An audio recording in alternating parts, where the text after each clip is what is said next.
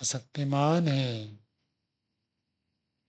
अल्प सामर्थ्य है, हमारे पास अपना स्वाभाविक आनंद नहीं है। अतः हम कामना करते हैं प्रभु, आप अकाम हैं, निष्काम हैं, धीरः, हे परमात्मा आप धीर, आप विद्वान, आप धैर्यवान, आप बुद्धिमान है प्रभु।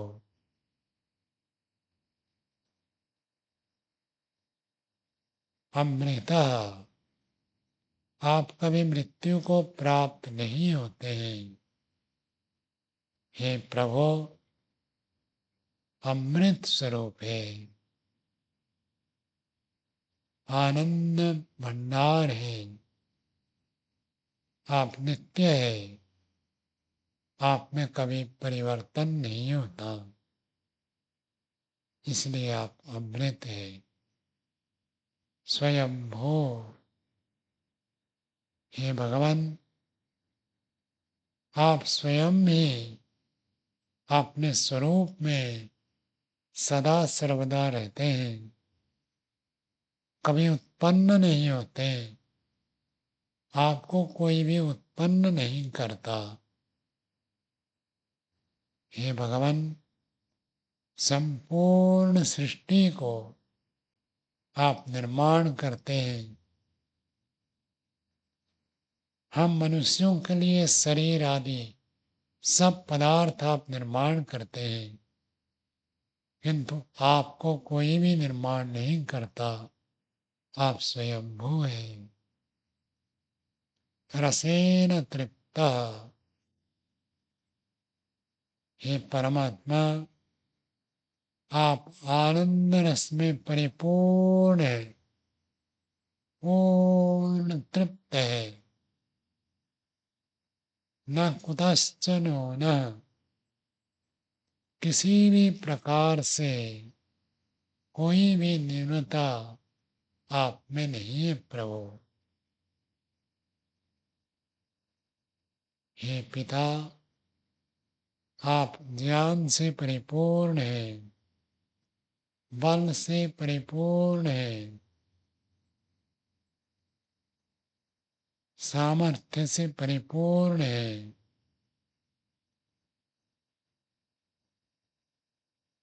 क्रिया से कर्म से परिपूर्ण हैं,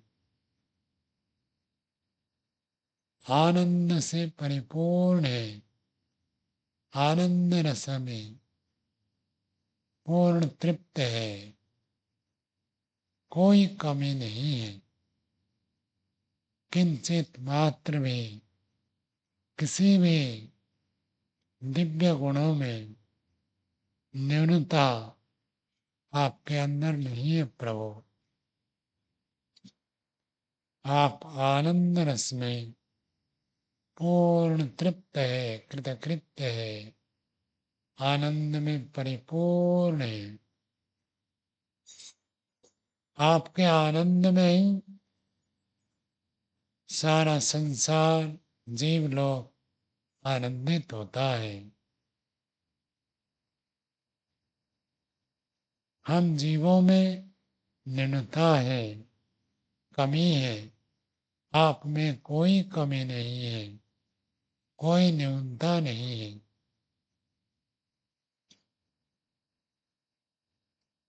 तमेव विद्वान न विभाय मृत्यु,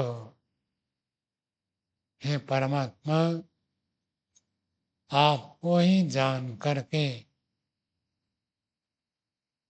मृत्यु से नहीं डरता है। जो व्यक्ति आपको जानता है, आपका साक्षात्कार करता है, प्रत्यक्ष अनुभूति करता है,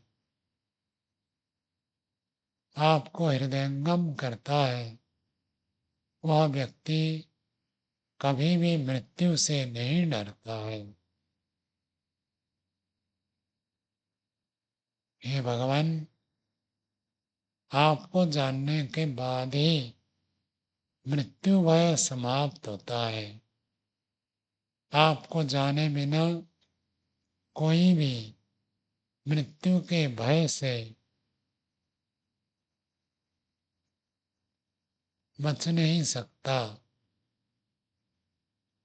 और जो भी योगी ऋषि मुनि आपको जान लेते हैं,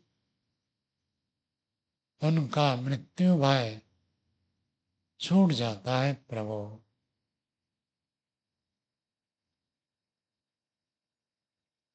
आप आत्मा हैं, परम आत्मा हैं, दिव्य चेतन है। हम भी आत्मा हैं, हम अल्पज्ञ एकदेशी आत्मा हैं। आप परम आत्मा हैं, सर्वश्रेष्ठ आत्मा है, सर्वव्यापक चेतन दिव्य आत्मा है प्रभु। आप धीर हैं, बुद्धिमान हैं, राज्य हैं। आप अजर हैं, कभी जराजीर्ण नहीं होते, सदा सर्वदा आप अपने स्वरूप में यथावत रहते हैं, सर्वदा युवावस्था में ही रहते हैं। कभी आप वृद्ध नहीं होते हैं, आप कभी जराजीर्ण नहीं होते हैं। हम जीवात्मा शरीर में रहते हैं, शरीर जीर्ण शीर्ण हो जाता है। आपका शरीर नहीं है प्रभु, अतः आप कभी भी जीर्ण शीर्ण वृद्ध रुग्ण नहीं होते, सदा सर्वदा युवा अर्थात शक्तिमान सामर्थ्य से संपन्न रहते हैं, ऐश्वर्य से परिपूर्ण रहते हैं।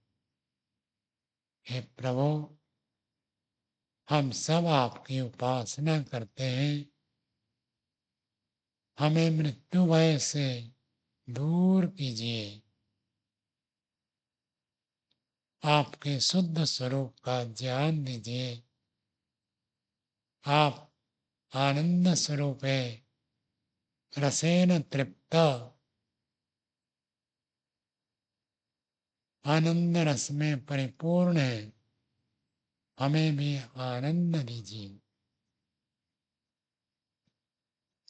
उपनिषद का ऋषि कहते हैं, रसो वै सह रसम लब्ध्वा अयम आनंदी भवति। हे परमात्मा, आप आनंद रस वाला है। आपके आनंद रस को प्राप्त करके ही जीवात्मा भी आनंदित हो जाता है। ओम।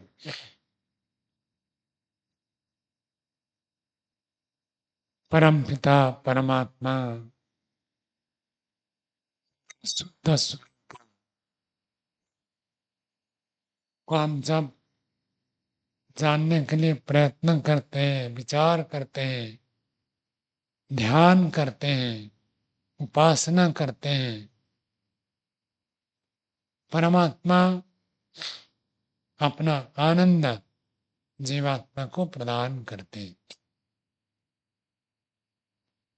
इसके विपरीत जो व्यक्ति परमात्मा के साथ संबंध नहीं रखता है, कितना भी धन हो, कितना भी बल हो, कितनी भी बुद्धि हो, कितना भी ज्ञान विज्ञान हो, कितना भी लोक समर्थन हो, व्यक्ति दुखी रहता। परमात्मा से संबंध रहता है तो आनंदित रहता है, प्रसन्न रहता है, चित्त सदा सर्वदा प्रसन्न रहता है। हम सायंकालीन सत्संग में विचार कर रहे हैं, मनुष्य कैसे समस्त दुखों से छूटकर नित्य आनंद को प्राप्त कर सकता है। इस प्रसंग में हम चर्चा कर रहे हैं।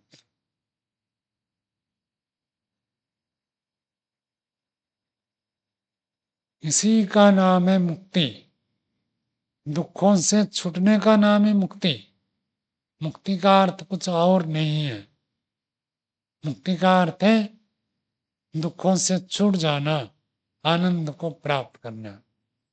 और मनुष्य जीते जी समस्त दुखों से छुटकारा पा सकता है, संभव है, असंभव नहीं है। सब दुखों को हटाकर नित्य आनंद को प्राप्त करना, ये मनुष्य के लिए संभव है।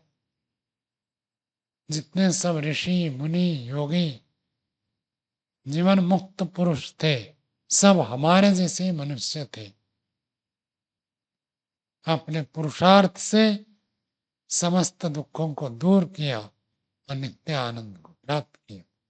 हम भी यदि प्रयत्न करें तो निश्चित रूप से प्राप्त कर सकते हैं।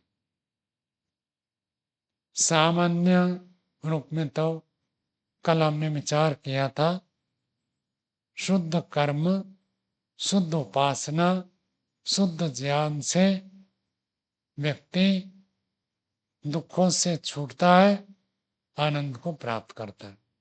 कर्म अशुद्ध हो तो दुख मिलेगा, उपासना अशुद्ध हो तो दुख मिलेगा, ज्ञान अशुद्ध हो तो दुख मिलेगा। और तीनों यदि पवित्र हो जाए तो सुख मिलेगा। इस सामान्य, इसको यदि हम विस्तार से देखें, समझने का प्रयत्न करें, तो सबसे पहला साधन दुखों से दूर होने के लिए, सबसे जो पहला साधन है वो है विवेक। सांख्य दर्शन का सूत्र आता है, तीसरे अध्याय का अंतिम सूत्र। कहते विवेकात् विशेष दुख निवृत्तौ कृतकृत्यता नेतरात् नेतरात्। जो व्यक्ति विवेक को प्राप्त करेगा उसके सारे दुख छूट जाएंगे।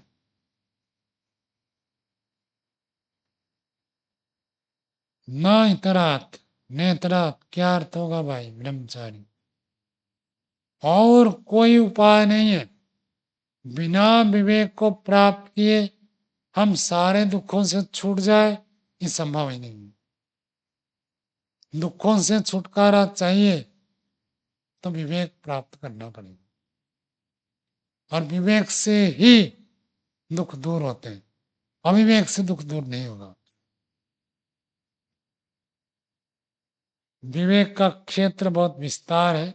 छोटे छोटे व्यवहार में हम देखेंगे, रास्ते में गड्ढा है, यदि हम विवेक करेंगे कि गड्ढे में जाएंगे तो गिरेंगे, चोट लगेगा, तो गड्ढे को हम हटकर जाते हैं, तो दुख से बच जाते हैं। और जो विवेक नहीं करेगा, आंख बंद करके गाड़ी चलाएगा, तो गड्ढा है, गड्ढे में गिरेगा तो झटका लगेगा। और गड्ढा यदि बड़ा हो तो एक्सीडेंट भी हो सकता है, गिर भी सकता है। तो गड्ढा है, ये विवेक हो जाए तो आप दुख से बचेंगे। विवेक नहीं है तो दुख भोगना पड़ेगा। भोजन है, कौन सा भोजन खाए, विवेक हो जाए तो रोग से बच जाएंगे। और विवेक नहीं हुआ, पता नहीं चला, कुछ भी खा लिया तो रोग हो सकता। छोटे छोटे व्यवहार में जहां भी आप देखेंगे, जहां विवेक है वहां दुख से बचेंगे, जहां विवेक नहीं है वहां दुख भोगना पड़ता। ये नियम है, इस नियम से बाहर नहीं जा सकते। विवेक से ही सारे दुख छूटते हैं। धन के द्वारा, रुपए के द्वारा, भोजन के द्वारा, वस्त्र के द्वारा, मकान के द्वारा कुछ दुख छूट जाएंगे। इन सारे दुख अन्य किसी साधन से नहीं छूट सकते। केवल और केवल विवेक से ही संपूर्ण दुख छूटते हैं। तो विवेक अति आवश्यक है। ये तो छोटे छोटे व्यवहार में आपको विवेक की बात बताई। जो व्यक्ति विवेक करता है वो सुख को प्राप्त करता है, जो विवेक नहीं है वो दुख को प्राप्त करता है। तो विवेक का अर्थ क्या है? व्याकरण में, संस्कृत भाषा में विवेक का अर्थ होता है विचिर पृथक भावे, पृथक पृथक जानना। ठीक क्या है, गलत क्या है, जो पृथक पृथक जानता है उसको कहते हैं विवेक। और जो सही गलत जानता नहीं है तो उसको हम कहते हैं अविवेकी। और जो सही करता है गलत नहीं करता उसको कहते हैं विवेकी। शास्त्र में भी यही अर्थ है और व्यवहार में भी यही इसी अर्थ में प्रयोग होता है। महर्षि दयानंद सत्यार्थ प्रकाश 9वें समलास में विवेक की चर्चा करते हैं। तो कहते हैं यदि व्यक्ति दुख से छूटना चाहता है तो उसको विवेक की आवश्यकता है, और विवेक के द्वारा ही व्यक्ति दुखों को समाप्त कर सकता है। और विवेक प्राप्त कैसे होगा? तो महर्षि दयानंद लिखते हैं सत्पुरुषों के संग से।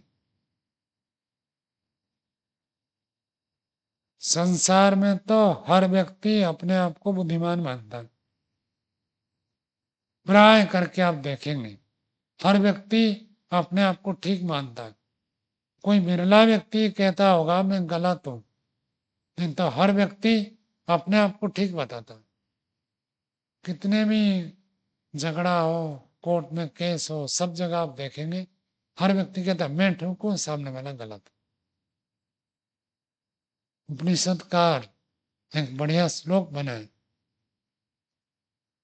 श्लोक में कहा अविद्यायाम अंतरे वर्तमाना स्वयं धीरा पंडित मन्यमाना जघन्यमाना पर्यन्ते मूढ़ा अंधे नैवान्यमाना यथान्धा। व्यक्ति खुद अविद्या के अंदर डूबा हुआ अपने आप को बड़ा पंडित मानता। पूरी दुनिया में ये स्थिति, हर व्यक्ति, एक देश से दूसरे देश की युद्ध, दूसरे देश का युद्ध होता है, क्यों होता है? ये कहता है मैं ठीक हूं, वो कहता है मैं ठीक हूं। दोनों अपने आप को ठीक कहते हैं तो फिर युद्ध होता है। दोनों यदि एक मत हो जाए तो युद्ध क्यों होगा? झगड़ा तब होता है जब दो मत हो, एक हो तो होगा नहीं। परस्पर विपरीत बात है, एक कहता है मैं सच बोल रहा हूं, दूसरा कहता है मैं सच बोल रहा हूं, तब झगड़ा होता है। कुछ बुद्धिमान लोगों ने सोचा चला संसार में परीक्षण करेंगे, संसार में कितनी बुद्धि है, अकल कितनी है। एक व्यक्ति को पूछे भाई आप क्या काम करते हो, तो कहता मैं चित्र करता हूँ। कहा आप चित्र क्यों करते हैं, चित्र करने से क्या फायदा है? दूसरे लोग देखो कितने प्रकार के आजीविका करते हैं, अब चित्रकला क्यों करते हैं, अन्य क्यों नहीं करते? वो कहता चित्रकला से बढ़कर आनंद और किसी में नहीं है, सबसे बड़ा आनंद तो चित्रकला में है।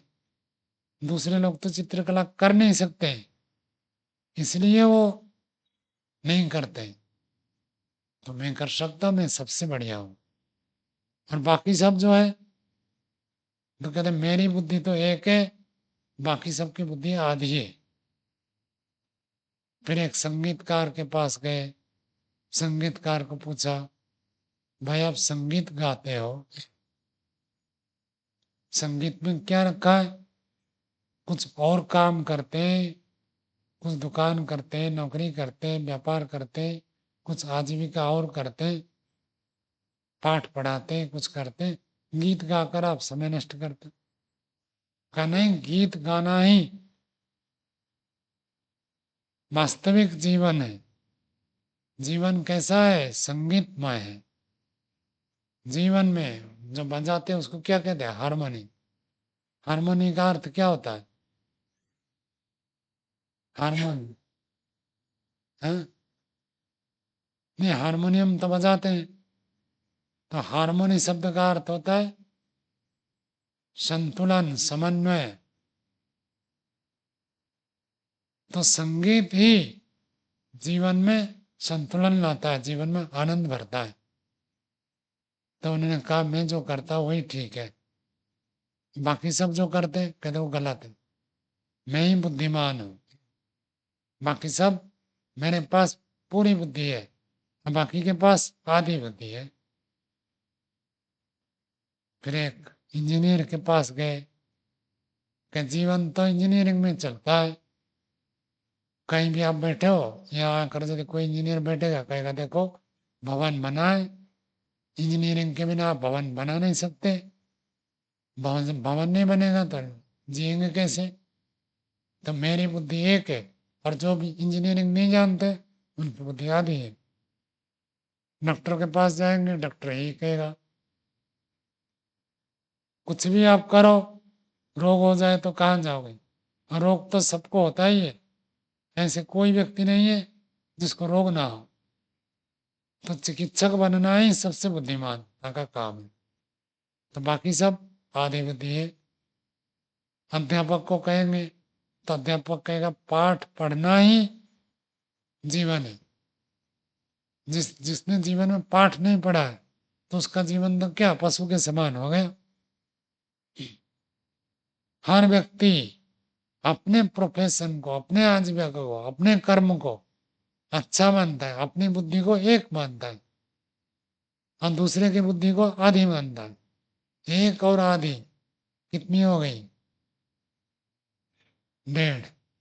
तो इसलिए प्रचलन हो गया, क्या प्रचलन हो गया, संसार में 1.5 अकल है। 1.5 अकल का अर्थ होता है अपनी बुद्धि को पूरी मानना और दूसरे की बुद्धि को आधी मानना। उपनिषदकार कहते हैं खुद अविद्या में डूबे रहते हैं।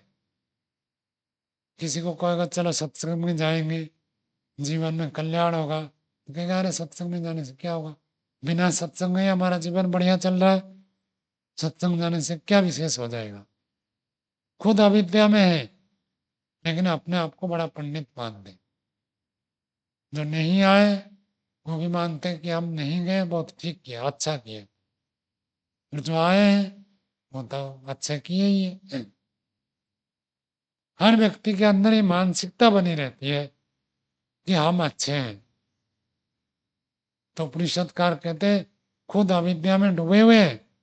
चोर को भी यदि पूछेंगे ना, चोर भी कहेगा मैं ठीक कर रहा हूं। तो कहेंगे भाई चोरी क्यों कर रहे हो, कुछ मेहनत करके कमाओ। तो कहा कहेगा समाज ने इस परिस्थिति उत्पन्न की है,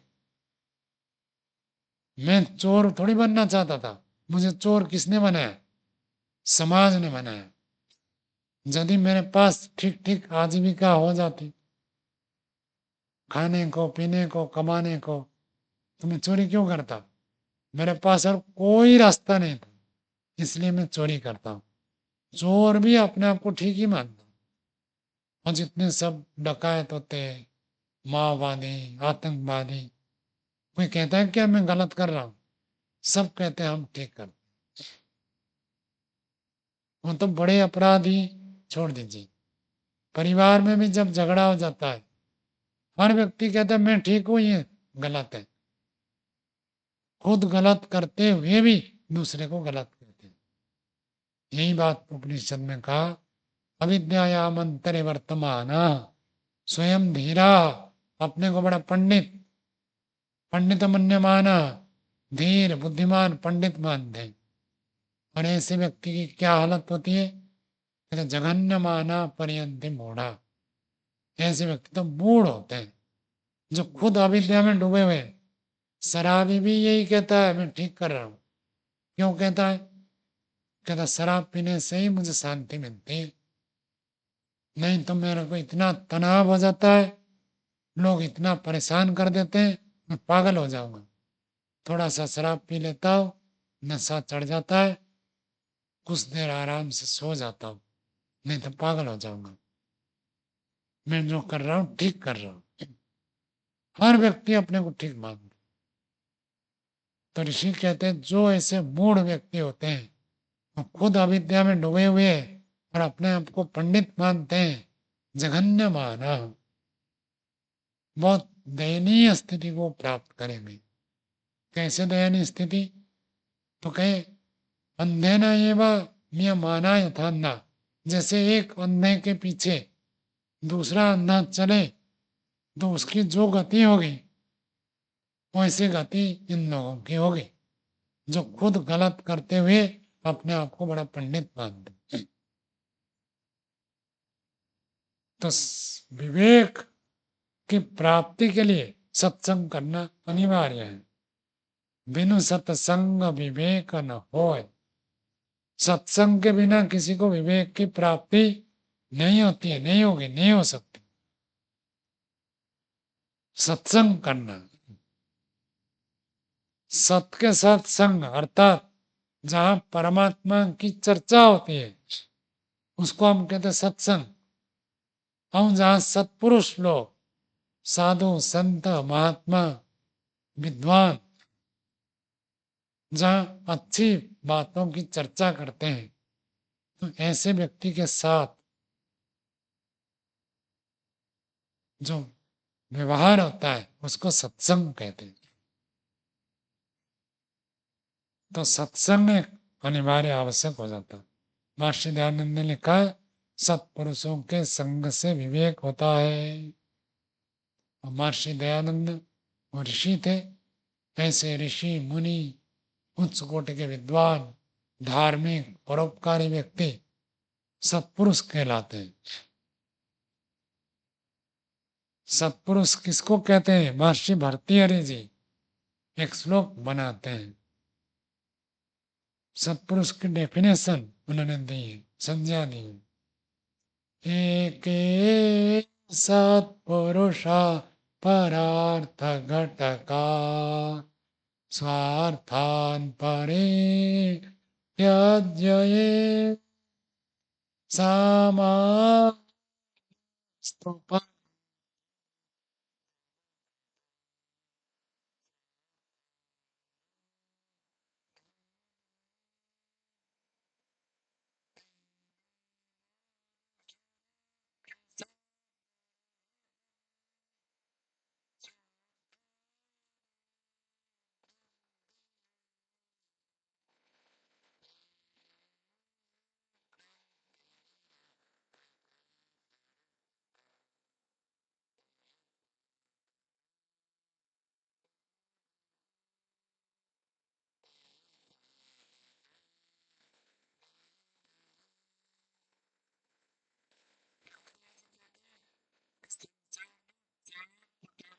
होते हैं।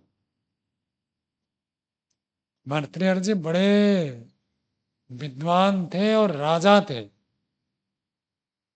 भर्तृहरि जी की कहानी भी थोड़ा सुन लीजिए, अच्छा लगेगा कैसे विवेक होता है। पहले भर्तृहरि जी श्रृंगार शतक लिखे थे। श्रृंगार कला के ऊपर उन्होंने 100 श्लोक बनाए थे। उसके बाद उन्होंने और भी 2 शतक बनाए, एक नीति शतक, एक वैराग्य शतक। राजा थे उस समय, भारत के जो राजा होता था चक्रवर्ती सम्राट कहलाता था। छोटे छोटे राजा सब उसके अधीन होते थे। इतने बड़े प्रतापी थे भर्तृहरि जी। उनकी पत्नी के प्रति वो बहुत आसक्त थे, बहुत अधिक आसक्त थे। तो राज कार्य भी खुद ना संभाल कर भाई को दे देते थे और खुद पत्नी के साथ रहते थे। बहुत उसके सौंदर्य के प्रति आकर्षित होते थे। एक बार ऐसे हुआ, कहानी है सुनने के लिए, समझने के लिए। एक साधु ने बहुत तपस्या की और तपस्या करते करते तो उनको एक सिद्धि मिली और सिद्धि में एक विशेष फल प्राप्त हुआ। और वो फल ऐसे था, इस फल को जो खाएगा वो अमर हो जाएगा। कहानी है, समझने के लिए आप जाने। अथवा यूं कहिए उस फल में ऐसे शक्ति थी, उसको खाए तो आरोग्य हो जाएगा, दीर्घायु हो जाएगा, स्वस्थ शरीर होगा, बलवान शरीर होगा, सुंदर रहेगा, इत्यादि इत्यादि। तो साधु ने सोचा हमारा जो राजा है भर्तृहरि है, ये बहुत विद्वान है और धार्मिक है, प्रजाओं के प्रति अपने संतान के तुल्य भाव रखते हैं, तो मैं ये फल खुद ना खाकर राजा को लेकर दे दूंगा। तो साधु जाकर राजा को कहे, महाराज मैंने बहुत तपस्या करके इस अमृत फल को प्राप्त किया, इसको जो व्यक्ति खाएगा वो अमर हो जाएगा,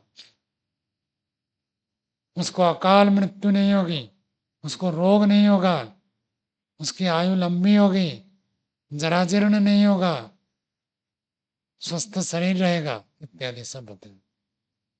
तो मैंने सोचा आप धार्मिक है और प्रजाओं को अपने पुत्र के तुल्य पालन करते हैं, तो इसलिए मैं आपको उपहार के रूप में इस फल को देने के लिए आया हूं। तो राजा ने धन्यवाद किया और कहा आपको इसके बदले में कुछ चाहिए तो बताइए, धन संपत्ति साधन सुविधा कुछ भी चाहिए। उन्होंने कहा मुझे तो कुछ नहीं चाहिए, बस आप इसको सेवन करें और राज्य शासन ठीक करें।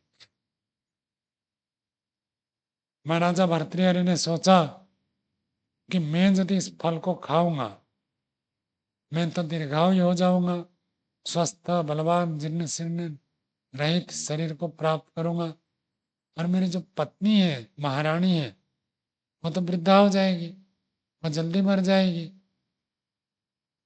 तो मैं तो दुखी हो जाऊंगा। तो मैं इसको सेवन न करके रानी को दे दूं।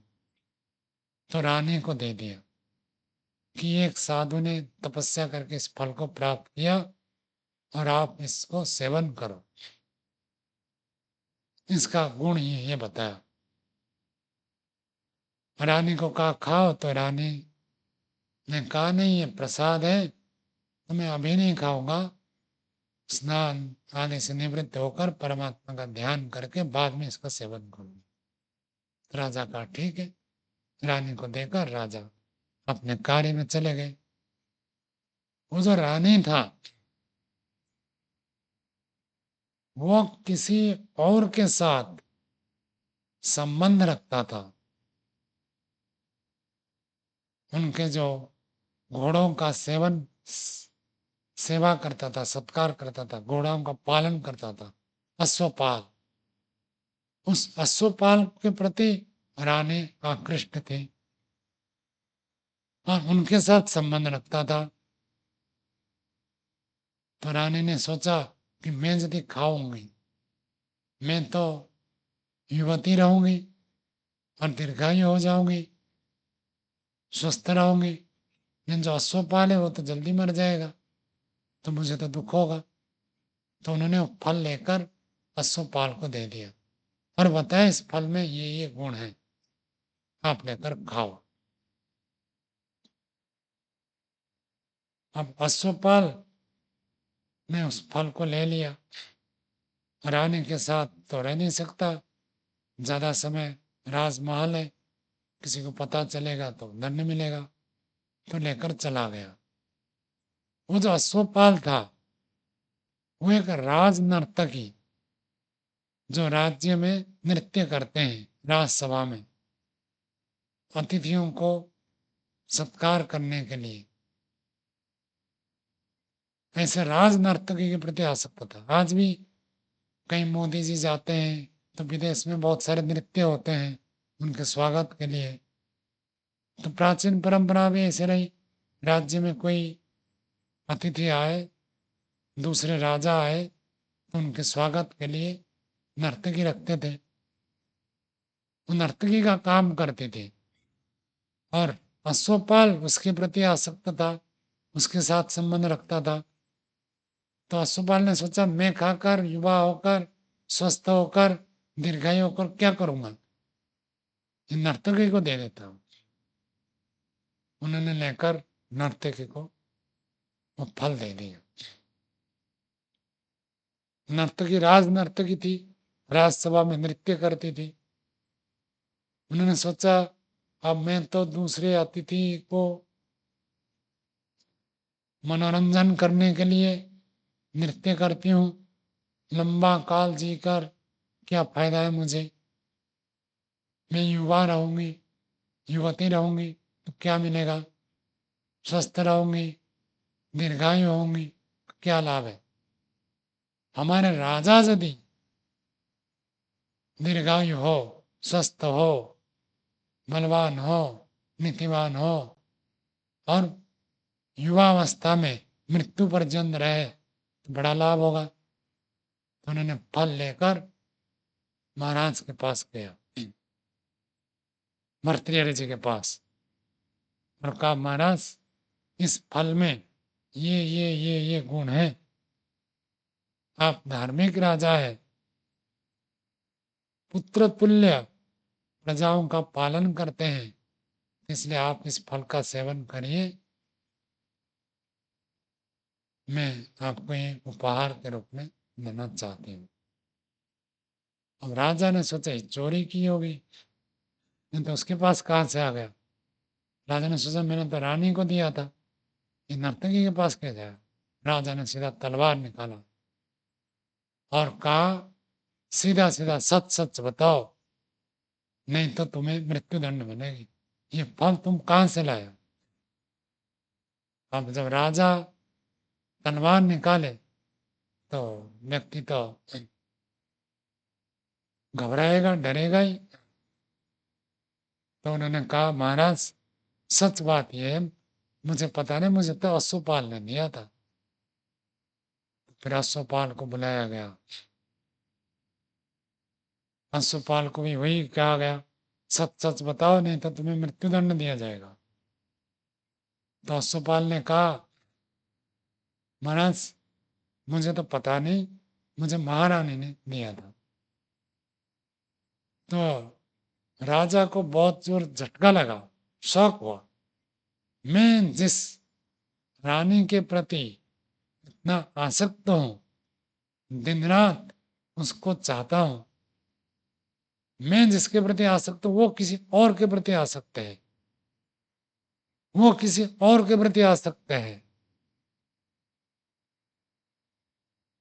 तो ये जो आसक्ति उनका एकदम से समाप्त हो गया। मैं उनके प्रति आसक्त हूं और मैं इतना राजा हूं तो मेरे से वो तृप्त नहीं है, मेरे से वो संतुष्ट नहीं है, वो किसी और के प्रति आसक्त है। तो रानी के पास गया, राजा गए, रानी को पूछे मैंने जो फल दिया था आपने खा लिया। अब रानी घबरा गई, अब सच बताए तो उसको डर लग रहा था कुछ हानि ना हो जाए। अब उन्होंने झूठ बोल दिया कि फल हमने खा लिया।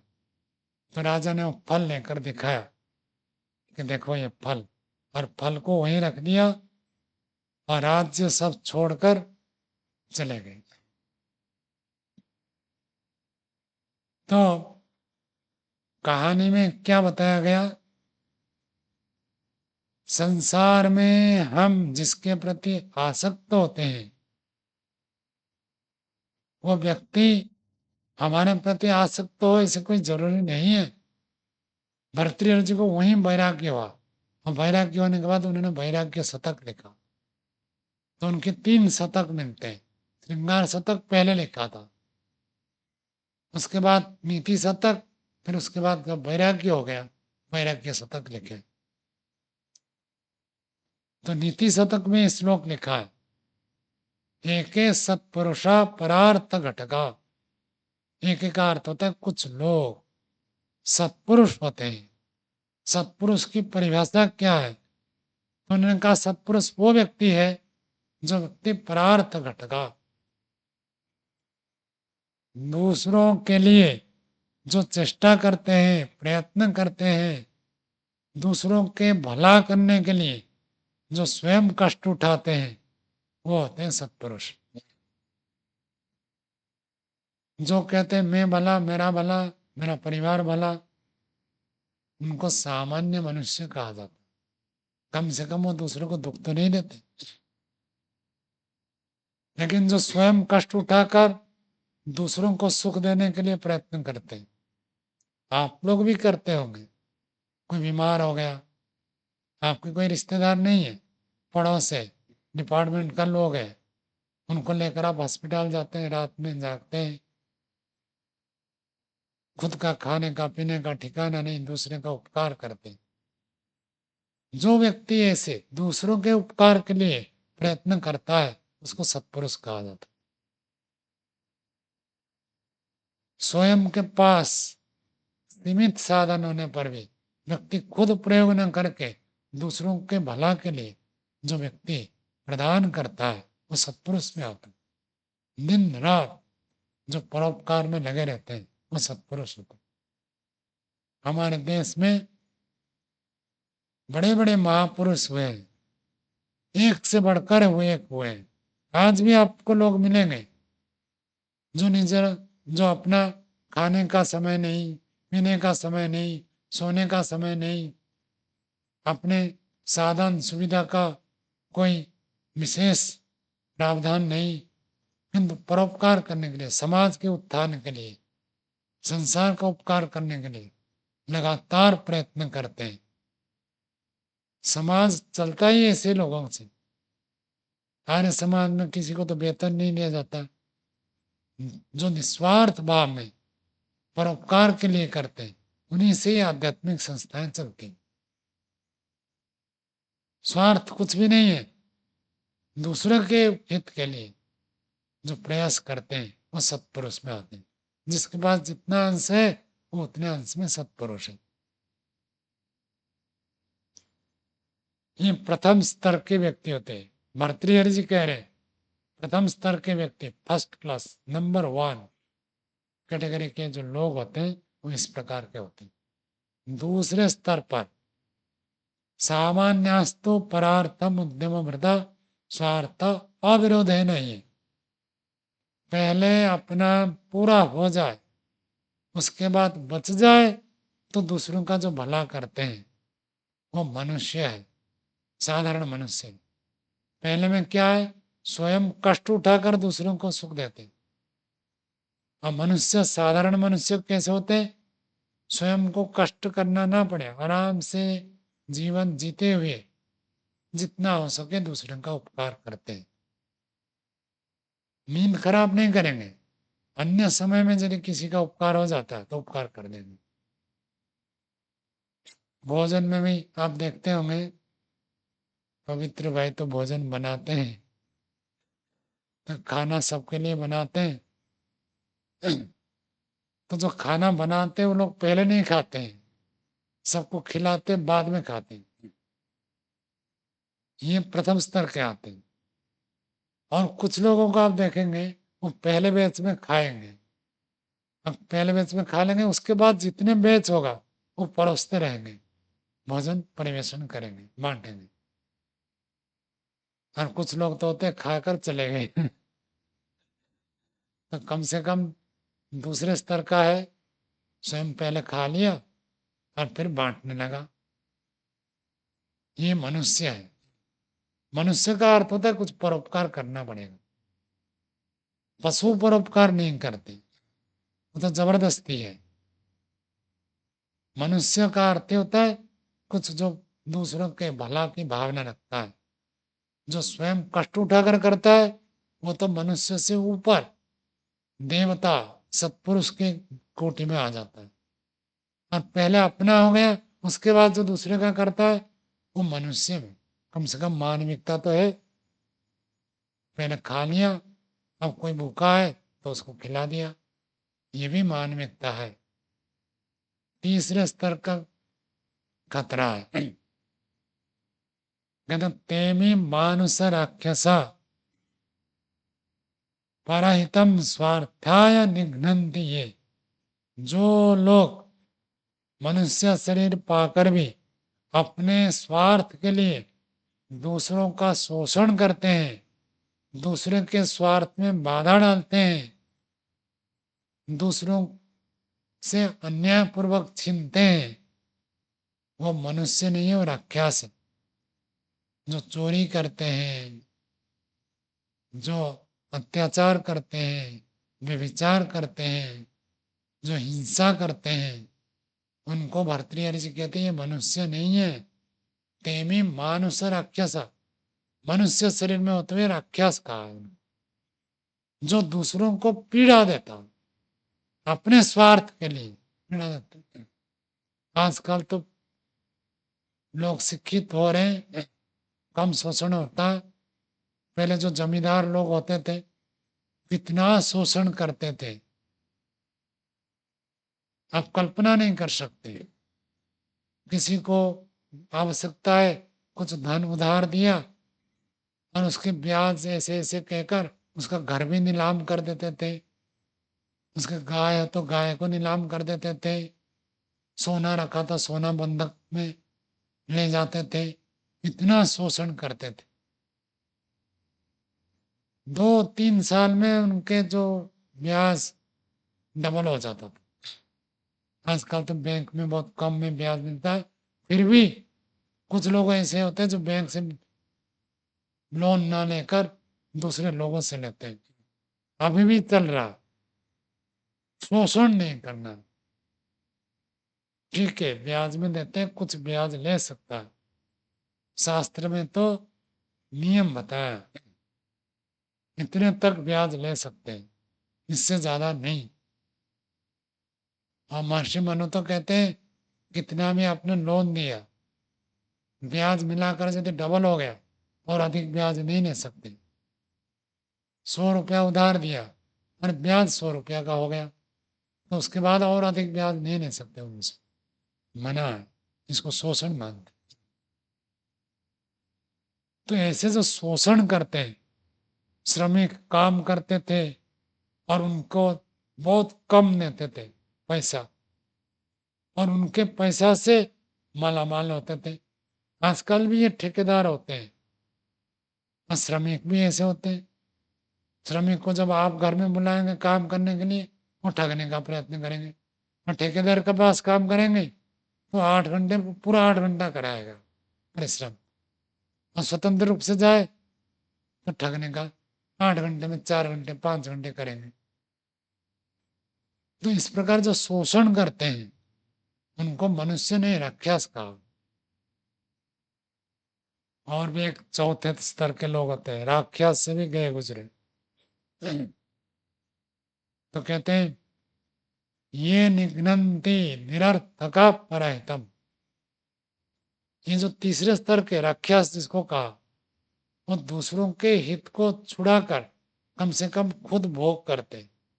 चौथे स्तर के व्यक्ति न खुद भोगता है न किसी को भोगने देता है। कोई खा रहा है उसके भोजन में धूल डाल देंगे।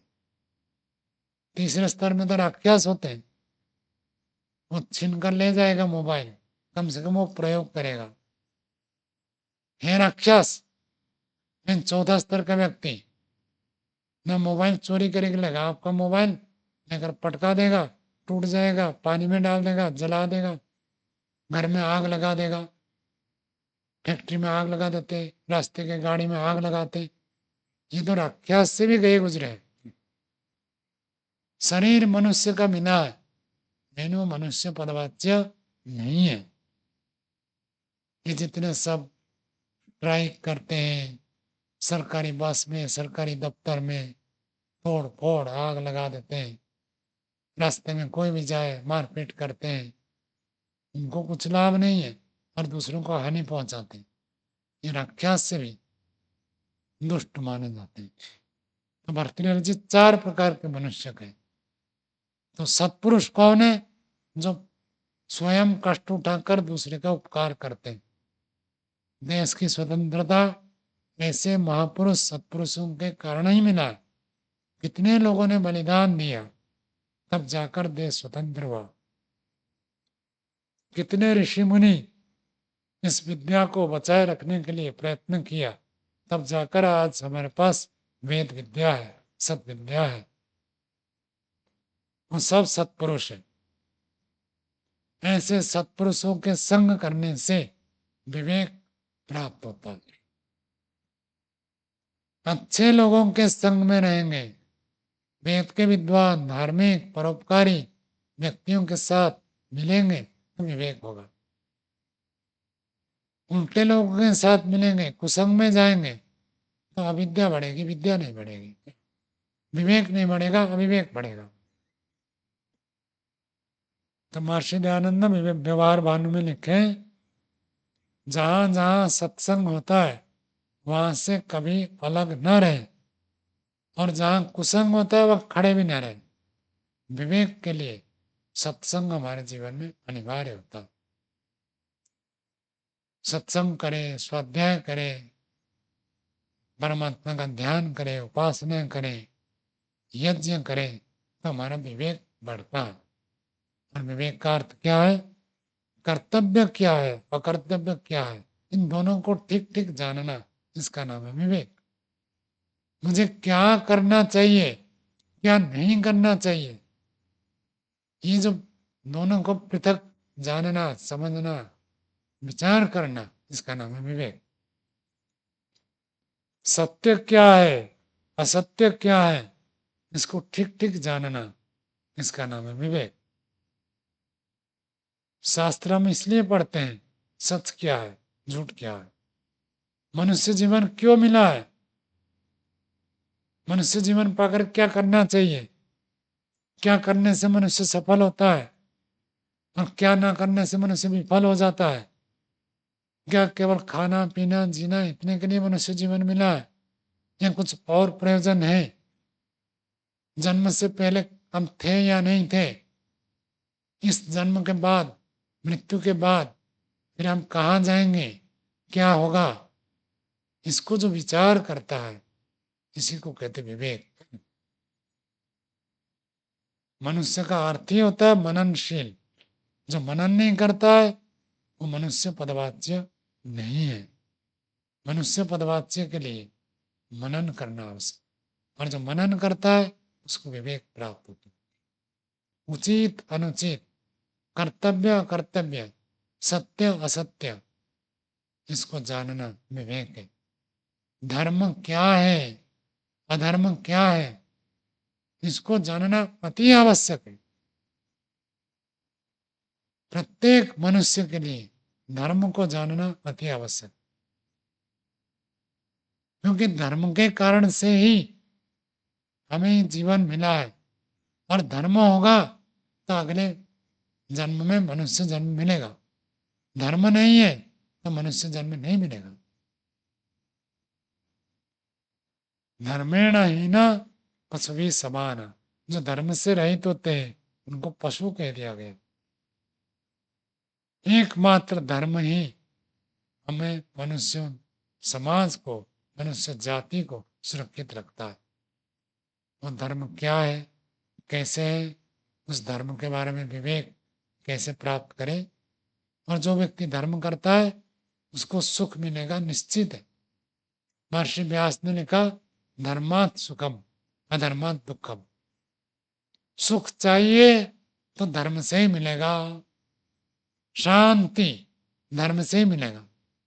अधर्म आचरण करके कोई व्यक्ति सुखी हो जाएगा, शांति हो मिलेगी, अंदर से तृप्त हो जाएगा, संभव ही नहीं। चाणक्य जी ने भी यही लिखा, धर्मस्य मूलम सुखस्य मूलम धर्म। सुख का जो मूल है वो धर्म है।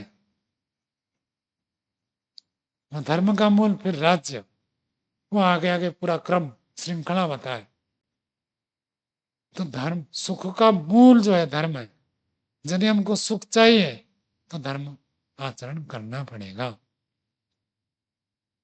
हम सत्संग को प्रारंभ ही इसलिए किए थे कि कैसे व्यक्ति समस्त दुखों से छुटकारा पाकर सुख को प्राप्त करे, नित्य आनंद को प्राप्त करे।